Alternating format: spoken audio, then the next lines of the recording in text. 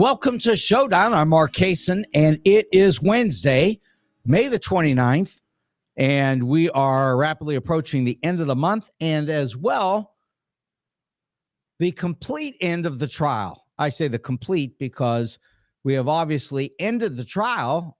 There's no more testimony. Witnesses are done. Final summations have been completed. The jury's got it, and that's it. And I can tell you that I'm not going to do what everybody else is doing today because there's just no sense in it. But you've got people with a microscope looking at every inch of the trial, trying to figure out what the jury might be saying right now or thinking. And no one has the slightest idea. So I'm just going to say it's a good time to back off the trial for a minute.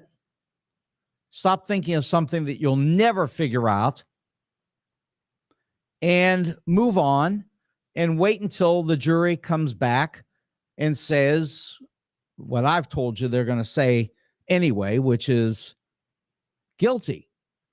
So, I mean, I'm sure of that personally, not because I saw anybody act a certain way. I didn't see a juror, blink their eye, which is what they're all looking for. Did somebody blink?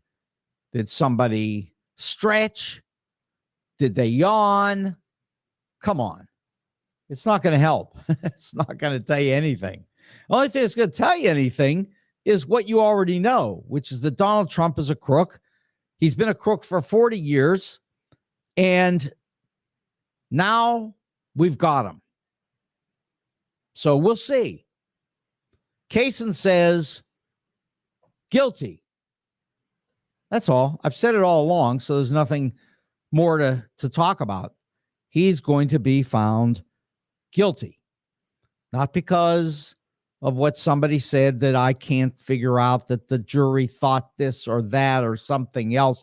No, I'm not going to go into all that because I don't know. I don't know what the jury thought when they heard whatever. I know this. Donald's going to be found guilty. Now, let me say this about trials. And I've mentioned this before. I was in a courtroom once where we, that is Onion Horton and I, when we were broadcasting in those days, we accused our attorneys, very good friends of mine, of trying to steal our business, the radio station that we had acquired. And in the end, the jury did find that that was what happened, that they had tried to steal our business. And so we got something back, and that was fine. Wasn't exactly what we were looking for, but it was found that we were correct in our assertions. And what I want to say is that the day that we sat in that courtroom waiting for the jury to come back with a decision, wow, that was difficult. So, if that was difficult because it was after 5 years of all kinds of nonsense, back and forth and delays and continuances and everything that you can imagine, it was very, very tough to sit there and to wonder, what are they going to do? What's that jury going to do? And the whole point is, you wonder because the consequences can be so significant. And certainly, that's where Donald Trump is right now. The consequences for him are enormous. So I don't know what the jury thinks or thought or saw or heard. I know this. Sort of like the case that I was involved in. People do wrong, and juries are able to pretty much see through everything. And they come to a very reasonable, sensible conclusion. And I think in this case, it's the same thing I've said from the beginning. They are going to conclude that Donald Trump is guilty. Now, the other thing about this is, and here's an interesting point. It was brought up this morning that you could have somebody out there that just doesn't believe that Donald Trump has done anything wrong from the beginning till now. And they might want to take that position, but the problem is going to be much more difficult for that person. I've said this before. There's tremendous peer pressure in that jury room. If you watch the movie, which I recommended the other day, 12 Angry Men, you will see what that peer pressure is like. It is substantial.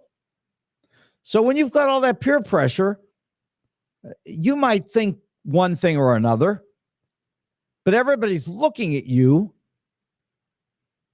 and wondering where your head has been. So it's not going to be that easy. Somebody that wants to stand up to that jury is going to find that they would have to really take a chance and be committed to that decision. I just don't see it. I didn't see it at the beginning. I don't see it now. I don't think anybody is in any doubt about what Trump has done in this case and in his whole life. So I think that aside from what everybody sees or thinks or wonders or notices, somebody's twitching, so they twitch one way or the other, so they think that's indicative of something. I say forget it. I think this is it. Now, the other thing, and this is separate from really the trial directly, is that for the country, the consequences here could be enormous.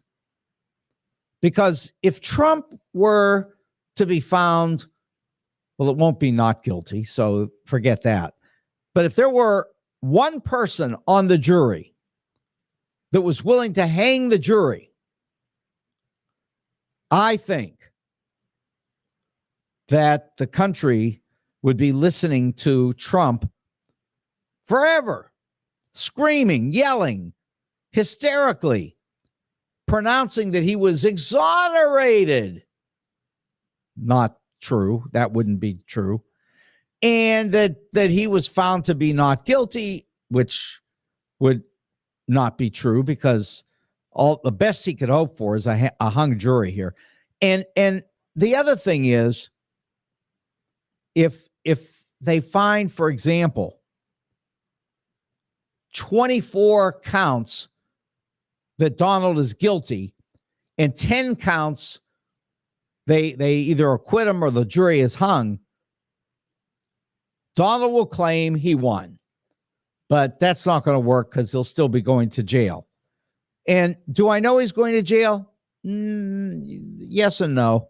I know in this respect, there's no way that this judge is going to cut Donald Trump a break. It's just not going to happen. Donald Trump has been the most disrespectful psychopath that I'm sure this judge has ever come into contact with in a courtroom. And he's just not going to cut Donald a break. And he doesn't have to. He's got 4 years to play with. He could say guilty. Okay, fine. 2 years. Believe me, if Donald Trump is guilty of anything, one count, and has to spend 2 years in jail, It's going to be the end of Trump. So, all of this is pretty straightforward. It's not an analysis of the trial because I don't think that's really serving anybody's purposes. People are doing this this afternoon on every station, trying to figure out something that they'll never figure out unless they just look at the overall situation and just say, okay, does he look guilty or not guilty? And the truth is, he looks very guilty. We'll see what the judge. We'll see what the jury says. That's what we'll see. And there's no sense in trying to tear it apart because it's not going to help. Okay. I think that's all I'm going to say about the trial, I think. But let me talk a little bit more about Donald because he was hard at work today trying to figure out a good way to destroy himself, which is what he does every day. So, for example, there is this crazy program that's been put together by the far right. And it's called Project 2025. And as you know, we're in 2024. So, yeah, not good. What's happening in 2025? Yeah, you don't want to see any of this mess. But here's what they're trying to do. More than I can tell you. And let me also be honest. I haven't read the entire document. I think it's 800 pages. I have not read it. But I know enough. And if you force me to go look at the document, it's just going to be what I'm telling you anyway. But I could do that. Why aren't I wasting the time on it? Because it's not going to come to anything. They're not going to get Project 25. And anyway, Donald won't be president. And anyway, the House of Representatives will be Democratic and the Senate will be Democratic. So just forget the Project 2025. But I just want you to understand what they are trying to do. So first, they've come up with this brilliant idea that they can end contraception. Now, Donald says that he personally will not support ending contraception, at least not directly. That what he wants to do instead is to make it extremely difficult for any poor people to get their hands on contraception because they would have to pay. And he wants to take that away from Medicare, and he wants to stop any government spending on contraception.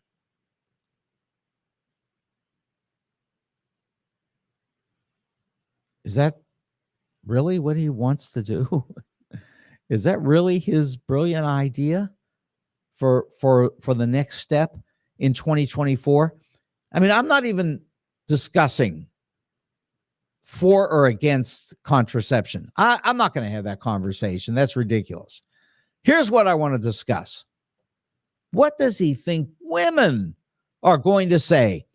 He's in the middle of a disaster when it comes to women.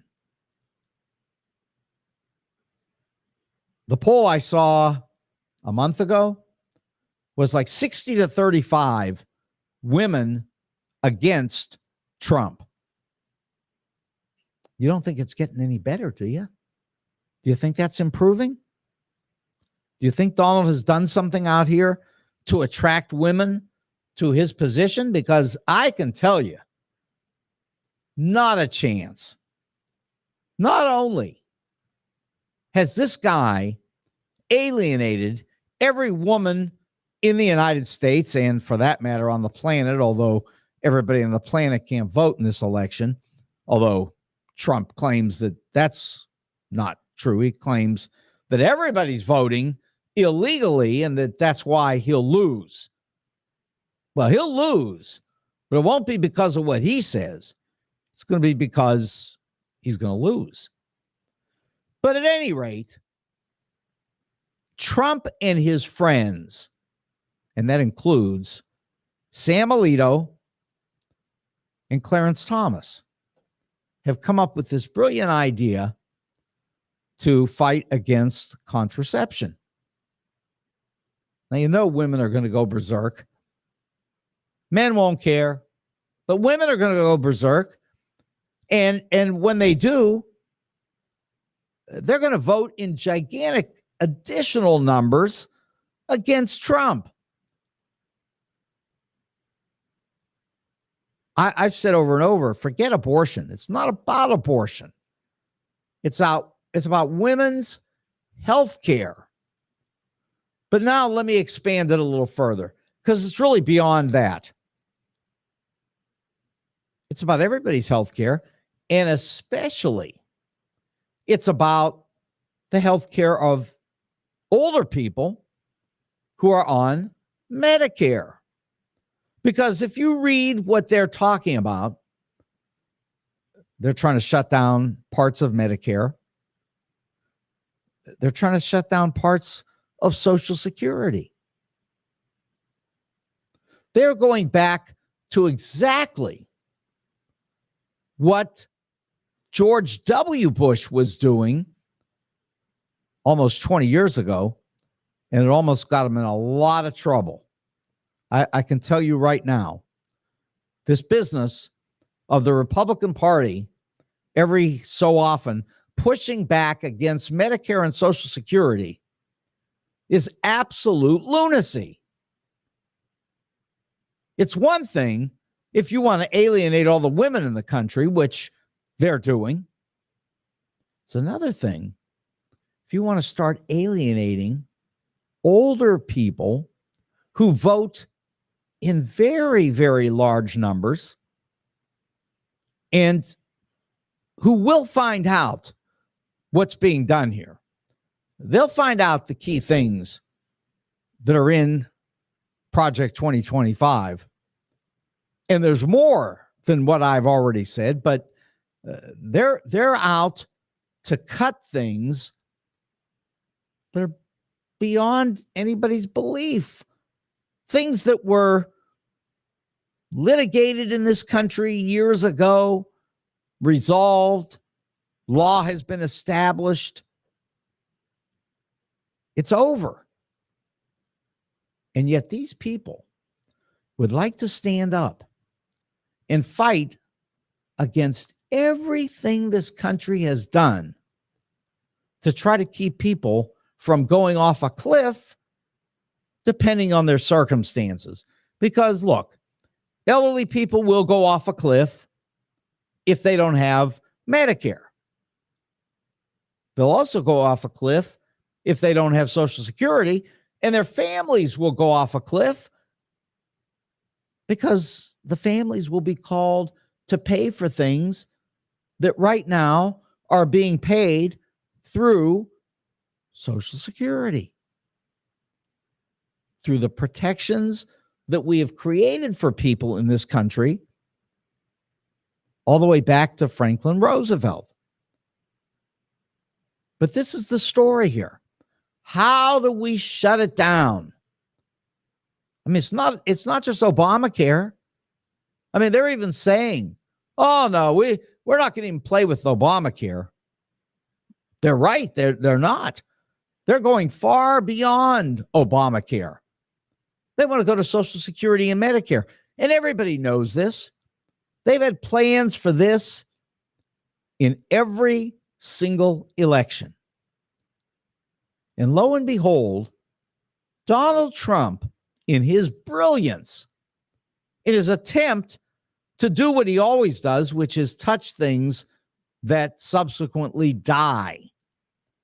In order to accomplish that, here he is looking for a way to shut down parts of Medicare, parts of Social Security, and parts of contraception as applied to the poorest people in the country. And I can't even tell you what else might be included in all of that because they're just out to get people. I can't tell you why. And I can't tell you why, especially because I know what's going to happen when the election arrives. All of these people are signing on to these bizarre programs. They're going to find out that the public is not buying any of it. They're going to find out that the public, sure, would like their taxes lowered. And sure, they would like inflation to come down. And sure, they'd like the price of oil to be cheaper. Yeah, all these things that they talk about, which they have no ability to even control, to tell you the truth. But what they're going to do is they're just going to be like the guy that walks out of the house and takes a stick and starts swatting at a hornet's nest. Because I can tell you right now, you do that, and the hornets are going to come and get you. Guarantee you they will. And this is what we're dealing with here. But this is the foolishness that these people clearly support. They've done it all the time. This is not a surprise.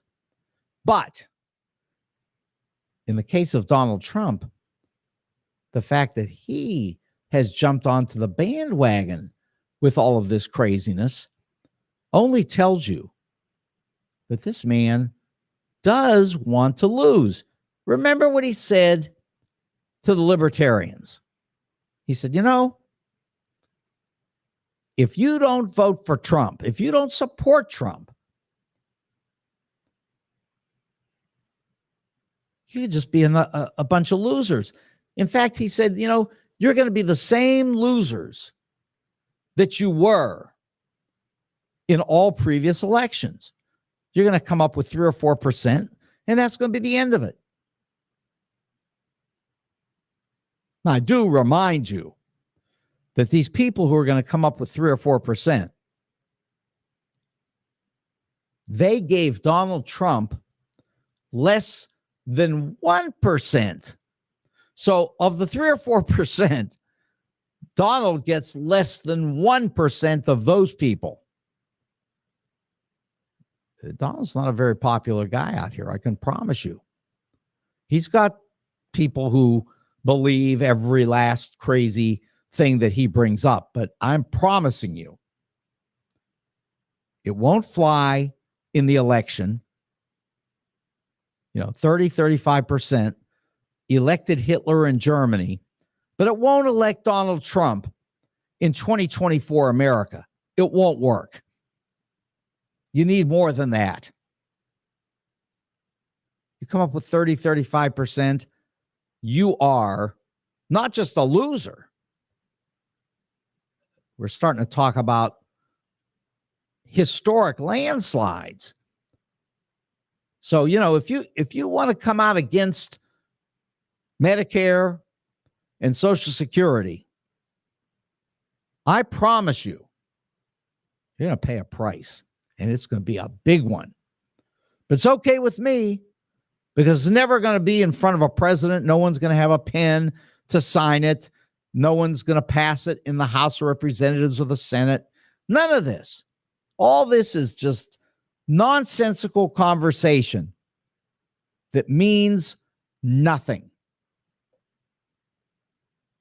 I mean, you might as well, if you're going to see if you can get that passed, you might as well go back and think about the trial and try to figure out every twitch and every yawn and every turn, because you're not going to find that out. And you're also not going to convince the people of the United States to vote against Social Security and Medicare. They're just not going to do it. The people in this country expect that they're going to get the protections that have been promised. They expect it, especially when you're talking about old people. I promise you, they come out to vote in giant numbers, and it makes a giant difference. So Donald can play all the games that he wants, but these games aren't going to get him anywhere. They're going to get him into a lot of trouble, which is fine with me. In the meantime, the jury's going to come back and say guilty, and that's going to be the end of that. You don't need all this micromanagement of evaluations. It's just going to be guilty. That's all it is. Because the guy's guilty. And the people know. And the people in this jury, they'll know. So that's the story with Donald for today. He's in trouble, but he doesn't know it. He probably saw his stock go up today to $51 a share, and he thinks he's getting something out of that. Trust me, he won't. So, before I start talking about getting something to eat, I'm going to talk a little bit about what happened in the markets today. And it's sort of interesting. And it's actually, as I've said, it's a problem for Joe Biden. He's going to take a hit from all this, I guarantee you. He didn't do anything. Didn't do a thing. But he's going to take a hit. So, for example, today the Dow Jones was down a little over 400. And a lot of this has to do with healthcare related problems in some of the big healthcare companies that are in the Dow Jones. And it's all tied to Trump issues, but doesn't matter because believe me, Joe Biden's going to get all the credit for everything that looks bad. Anyway, the market was down 400, the Dow. And beyond that, one thing that I've talked about now for really a couple weeks, and that is the interest rates spiked up again.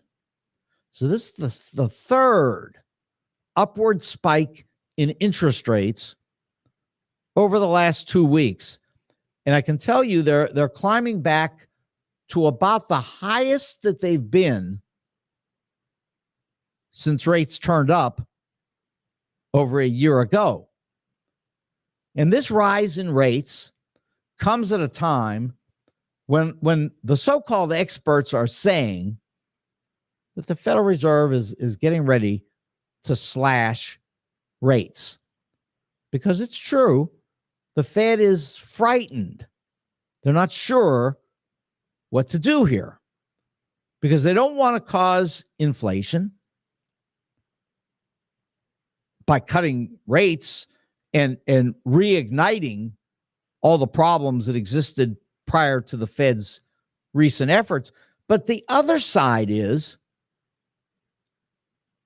they don't want to keep these rates up too long and cause the economy to sink into a true recession, because we're not in a recession. You got polls out here where people are saying, 50% say we're in a recession, but we're not. And then over 50% say that the stock market is going down, but it's not. It's right at the highest it's been ever. That's come off a little bit in the last 2 days, but these people have been saying this for months. They just live in a different universe. They see things that are just not even close to true, but they see them in their imaginations and they believe it. They're deluded, sort of like Trump, because they follow Trump. That's another problem. But the fact is this: there's a danger out here. It's being caused by rising interest rates because rates go up even if the Federal Reserve tries to turn them down. Rates do go up if the market perceives things that go beyond what the Federal Reserve is able to control. The Federal Reserve control rates for overnight borrowing between banks. That they can do. They can't control 10-year bonds, and they can't control 30-year bonds. The markets are too big, And there's just too much pressure. They just can't do it. So the result is that people think that the Fed's doing something, which they're not. So at the moment, as the Fed tries to sort of ease up a little bit so as not to cause too much trouble for the economy, instead, what's actually happening is that the market is tightening rates on the long end of the curve, and that is very costly for everybody in the country. And when I say everybody, here's a perfect example of who everybody is. Mortgage rates. Mortgage rates went above 7%. Then they came back down a little below 7%. And now they're moving back up again. And in a minute, they're going to be pushing 8.5%. And I can tell you right now that will cause people a lot of problems. Cause the housing market a lot of problems, I promise you that. And it won't be Joe Biden who did any of it, but it will be the market that has caused this. It may be the Fed to an extent. You may be able to point some fingers at the Fed and say, well, they said this or they said that or whatever. But here's where we are. Interest rates are spiking up again. And here we are on Wednesday with everybody waiting for big news that's coming out on Friday. And this is on Friday. It's a report that's called the Personal Consumption Expenditure Index. The Fed loves that index. They think that that's a very good measure of what's really happening in inflation. And so everybody will be watching on Friday to see if rates are getting ready to turn down again. But here we are on Wednesday, and the market is saying that the rates are actually ticking up. They are. They're right back almost to the high. And if there is anything in that report on Friday that gets people even slightly upset, those rates will spike even further, and the markets will react. They'll react pretty dramatically. I mean, they're already reacting. You know, I showed you a chart maybe 2 weeks ago of indexes that represented thousands of stocks compared to the 30 industrial index. Now, the 30 industrial index rose to an all-time high just above 40,000. Now, it's about 1,500 points below that right now, maybe closer to 2,000. But at any rate, these other indexes never rose with the market in the first place, and they have begun to plunge even deeper than where the Dow Jones Industrial Average is. And that's another problem. I mean, all this can lead to some pretty dramatic news on the economic front in the short run. And I'm just saying that's where we are. It's not looking great at the moment. People will blame Joe Biden, wrongfully so, but they will. There's a company today called Salesforce. It's actually salesforce.com. The symbol is CRM. And I can tell you right now that after the close, their earnings came out. They weren't horrible. They weren't great. And the company's down over $30 a share. That's about 15%. It's a big company. It trades sort of with Microsoft. And that's creating problems today. And that's after the close. So that doesn't even include, that's not even included in the numbers from earlier today. So there's some problems cooking out here. I've been talking about them, but The more they show up, the more I think it's important for people to know about them, because people want to sit here and worry about whether Donald Trump is going to survive this trial. And believe me, he's not. But on top of that, what people should be worried about is their wealth, their money. What's it at? Where's it going? And what can they do about it? Because there are things that they could do about it. But in order to know, they would have to have some degree of economic education. And I promise you that that's something that this country just doesn't do. We don't teach people anything, hardly anything, about how markets work and how they affect our lives. Hardly anything at all, if any. And most people listen to this and then their eyes just, go into the back of their heads and they just figure, what can I do? Well, what they could do is know something, but instead they're listening to a raving maniac who wants to cut Medicare, Social Security, and then look you in the eye and say, it's not me. I'm not doing it, and I didn't do it. But actually, if he could, he would. But I'm going to say he can't, because he's not going to get elected, and therefore he won't. But you want to read something, read about Project 2025. They are up to some very bad things, I promise you. Okay, but I'm up to really good things. And the first really good thing I'm going to talk about is dinner. And that's at Wendy's. Wendy's is at 18,000 Chesterfield Airport Road in the Valley. And their food is great. First of all, everybody loves the wings. People love the smoked meats. People love the hamburgers, the cheeseburgers, the pizza. Come on. Who doesn't love pizza? Everything. Great food at Wendy's. But my favorite, baby back ribs and onion rings. But they've got everything else too, and salads and just everything. Just a great place to go.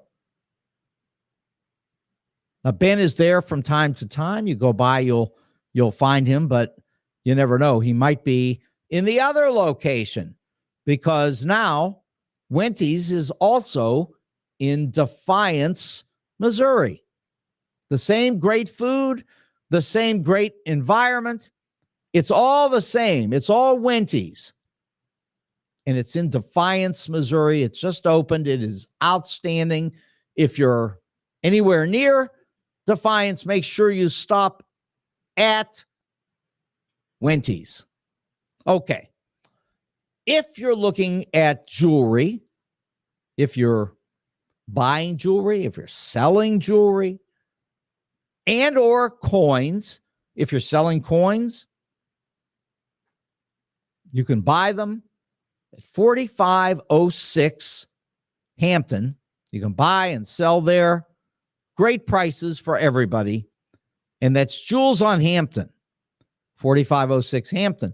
Now, the owner, Al, and his son, AJ, are always there. They're just there.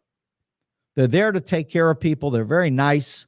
Everybody loves Al and AJ. And all you got to do is stop by and just take a look at everything they've got, because they've got a ton of inventory.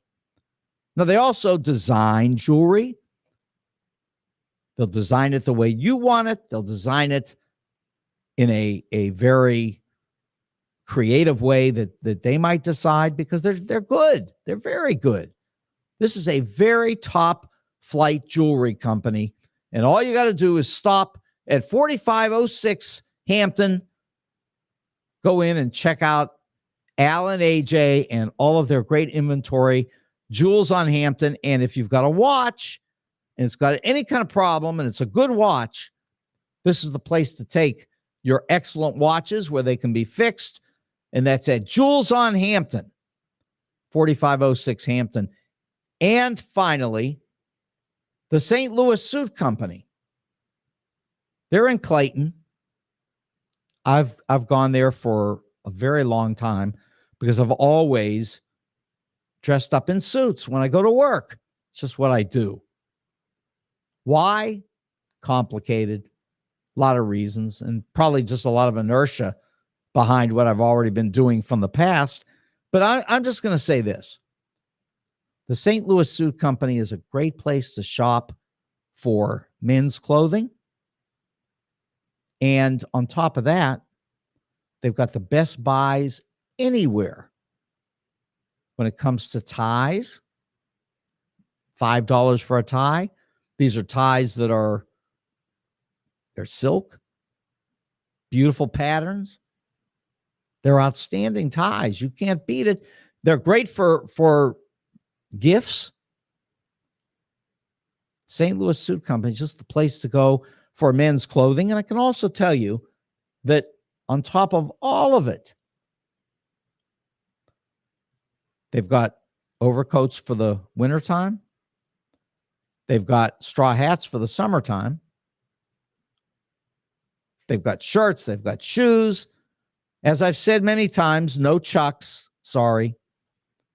But everything else, including nice shoes that look like tennis shoes, but go in, check them out. That is the St. Louis Suit Company in Clayton, the corner of Central and Forsyth in Clayton. St. Louis Suit Company, they've been there for 29 years. Probably be there another 29. Just a great place. And as I always say, Jay and Nick are the people to ask for there. Jay's the dad, Nick's the son. The rest of the family's all over the place too. They'll take care of you so well. That's St. Louis Suit Company in Clayton. So the city of St. Louis has got a problem. Everybody's got a problem, don't they? The city of St. Louis has got a problem because they've got an earnings tax and they need the money from that earnings tax in order to operate the city. A lot of people have moved out of the city. At one time, there was almost 1 million, like 870,000, something like that. And now we're down to like 250,000 or so people in the city. And the city of St. Louis needs that earnings tax to operate. Its base of revenue is way down. And its requirements to operate are way up. I know people talk to me all the time about the roads. I can imagine if you're a member of the Board of Aldermen, you got people coming up to you all the time about the roads. People do expect you to fix those roads. And I guess that's the place you should go. I really don't know. But I will say that that's where everybody goes. And the roads are a mess. Now, they're a mess every year. I admit that. And it's not even just in the city. I can tell you that I'm out in Chesterfield. And when I get on Highway 40, coming from Chesterfield Village Parkway, there are holes in the road that are so gigantic. I mean, if you don't go around them, you're going to mess up your car. So you got to go around them, and then it slows traffic down, and people, I'm sure, do wreck their cars. I'm positive. It's just not good. Now, I don't know who to go to. People say to me, who can we go to? I don't know. I haven't the slightest idea. I mean, they think maybe I might know somebody because I mouth off all the time. The truth is, I haven't got the slightest idea of where you go to get your roads fixed. But I can tell you this, if you don't have any money, you will not fix the roads. Not in the county and not in the city. So there's no question that earnings tax is essential. Without it, the city's got problems. Now, here's how this sort of developed.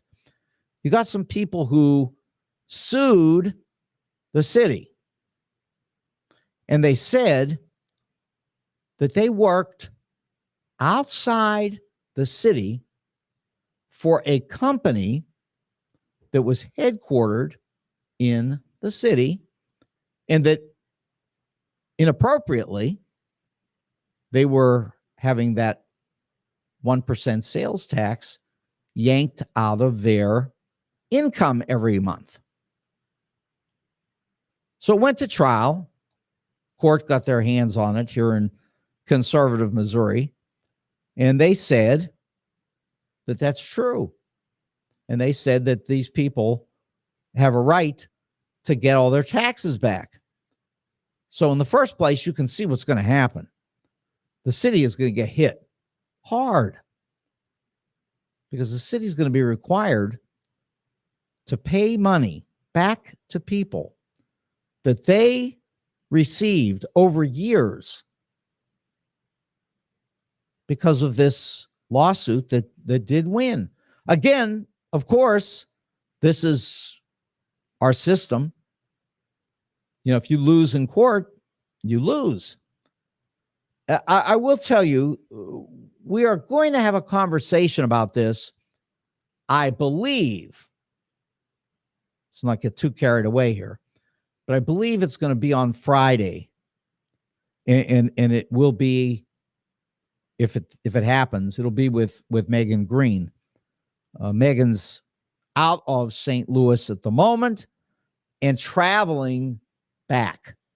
So she couldn't do it today because of the travel, and she wasn't sure about tomorrow, but she figured that Friday looks pretty good.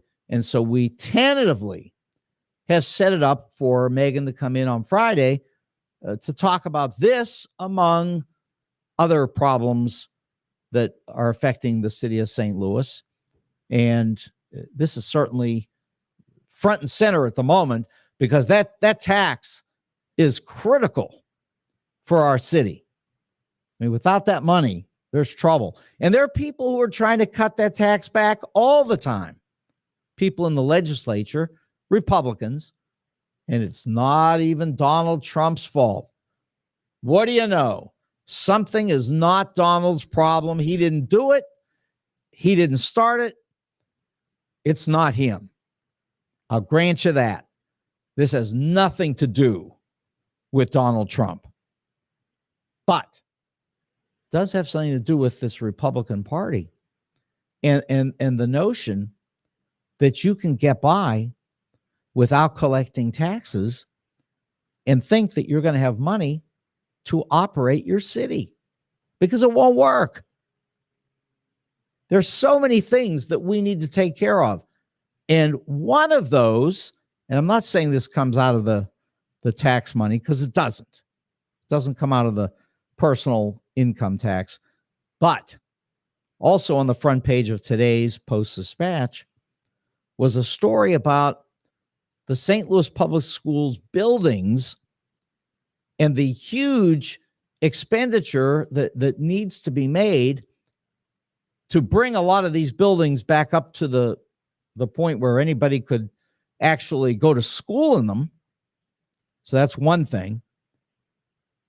And then the second thing is that some of these buildings are just laying there where nobody's even in school, but they're just getting further and further beat down by just the world conditions. And something needs to be done with these buildings. They are going to cause an enormous cost to the St. Louis Public Schools immediately and beyond. So, yes, the city's got a problem with its sales tax issue because it needs that money to operate lots of different things that are being shoved aside at the moment because they now have to repay a whole bunch of that sales tax that they picked up because the courts said that they don't have any right to it. Now, I can't tell you because this is beyond my knowledge level because, again, I'm no lawyer. I say this all the time. And can this be appealed somewhere? I'm not sure. And I know we're going to talk to Megan about that. Hopefully Friday. If it's not Friday, it'll come, but hopefully Friday, because I do want to know what are some of the alternatives here. Are we thinking about them clearly? And does our St. Louis city government have a plan? I mean, are they really aiming to fix this mess? Because this is money that they cannot afford to lose. There's other money around. People are telling me all the time that there was money that was given to the city due to some of the problems, the emergency problems that came off of COVID. And that money is supposed to be given to poor people, and it's not happening. So again, we probably ought to have some idea what part of that is true. Because my guess is that a large part of that may not be true. That there's not necessarily money that's just sitting around out here waiting for the city to allocate it, and that the government refuses to access those funds and do anything to help people. I don't believe that for a minute. But, lots of stories get told, and that's one of the stories that's being told. So, I hesitate to get too far into that because I don't even believe that that's what's happening. But I do believe that if we talk to Megan Green, she's going to tell us. She's going to have a very good idea of which part of the money out here is accessible to the city for problems the city has that need to be resolved, possibly money that could replace whatever's being taken away through the lawsuit that was just won against the city on the personal property tax. That's all things that need to be looked at. Somebody needs to figure it out because the city needs this money. I mean, all of this money that it's taking in is required to operate the city. And in fact, I say this all the time. I think that the city, which I understand won't fly, but the city probably needs to increase that 1% sales tax to 1.5%. Now, I understand nobody wants to take that on because you have all these people out here who are saying right now that they want to cut the taxes. I mean, they don't want to add. They don't want to leave it the same. They're suing all over the place to get whatever they can out of the city, and then they want to cut these taxes. And in the meantime, you're looking at problems like what we saw in the Post this morning that I've already mentioned. That's the St. Louis Public Schools that's sitting out here with buildings that are in desperate shape, that need funding from somewhere to be repaired or to be knocked down. Now, if they're not going to be repaired and they're not going to be knocked down, are they in any kind of a shape to, for example, be sold? My guess is probably not. I've been in those buildings. I know what they look like. They're not good. And that's another point in all of this. If you've got kids and you're in the county, they're not going to be going to these city schools. But if you've got kids in the city schools where there are all kinds of problems, behavioral problems, relationship problems between school leadership and teachers, all kinds of issues that exist in public education, not just in St. Louis, all over the country, But certainly they're in St. Louis. And, what's somebody going to do to deal with these problems? I understand people will say to me, well, the Board of Aldermen isn't responsible for this, and they're not. And the mayor isn't responsible for this, and she's not. But if you're a leader, then you probably ought to stand up and say, this is not the area in which I have control. And yet, on the other hand, for the benefit of the city, you need to come up with some solutions to problems that face these areas. As an example, these city school buildings. Because I can tell you right now, they're going to have a heck of a time selling these buildings. And part of the reason is because what are you going to turn them into? Office space? Give me a break. Maybe you should take a ride through Chesterfield. That's an interesting problem. I live in Chesterfield, and I can tell you that there are buildings going up everywhere. A lot of apartments, that's for sure. And the numbers on those apartments are pretty good. I mean, the prices are high. The rents are way up there. People, and that's one of the complaints people have about inflation, that they have to pay too much to live in these places. But here's the deal. You keep building these buildings, you're going to hit a point where you can't fill them. That's one part of the problem. The second part of the problem is office space.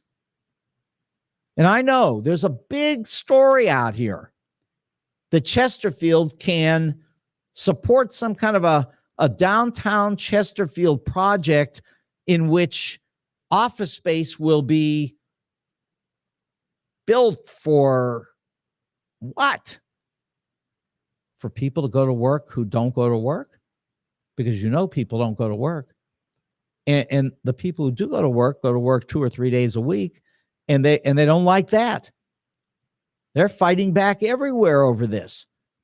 They don't want to go to work 5 days a week in an office. So maybe they stop by the office and get something out of the office, and then they take off.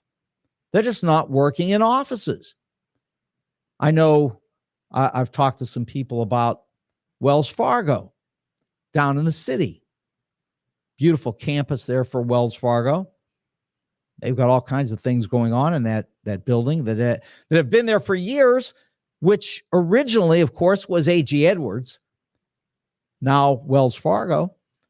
And I've been told that it's pretty empty. Who wants to go there? Anyway, I'm just saying this. People need to think before they come up with some of these projects. They got projects going on up here that they'll never make money on because they're just not thinking. They're not thinking about who would populate these buildings in Chesterfield, office buildings, where people don't want to go to work. I mean, you're going to have to figure that one out, because I can tell you right now that people say, well, government is so horrible. Oh, they are so stupid. Well, this isn't government. This is private business. They're building buildings thinking they're going to fill them up and that they're going to create a new Clayton out in Chesterfield. I mean, at one time that might have been a possibility, maybe. But you know what they're doing to Chesterfield Mall? They're tearing it down. Now, I understand they say, oh, well, we're tearing down Chesterfield Mall, but we got this other idea. I think they better be careful, because I think this other idea may go up against a brick wall in a very short period of time. I would be extremely cautious. Anyway, I'm going to be cautious enough to get out of here because we've run up against the clock. Brought to you by Wenty's, Jules on Hampton, and the St. Louis Suit Company, This is Showdown. I'm Mark Kaysen. Good night.